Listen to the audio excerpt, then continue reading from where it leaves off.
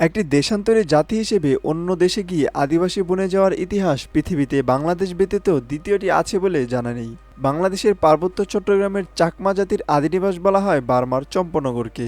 তাদের ভাষ্য অনুযায়ী তারা মঙ্গোলীয় জাতি। মঙ্গোলিয়া থেকে তারা যুদ্ধে পরাজিত হয়ে বার্মার চম্পনগরে বসবাস শুরু করে।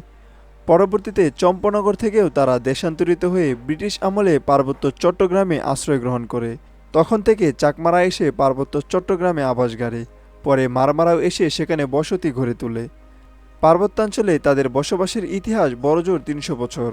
বাঙালি, হিন্দু, মুসলিম, বৌদ্ধদের বাংলায় বসবাসের ইতিহাস সুপ্রাচীন। তারা সবাই বাঙালি। আদিবাসীর সংজ্ঞা অনুযায়ী ভূখণ্ডের ভূমিপত্র যারা তারাই আদিবাসী হওয়ার যোগ্য দাবি রাখে। কিন্তু যেখানে উপজাতিরা ভূখণ্ডের ভূমিপত্র নয় সেখানে কিভাবে তারা আদিবাসী হওয়ার দাবি রাখে সেটাই প্রশ্নের বিষয়।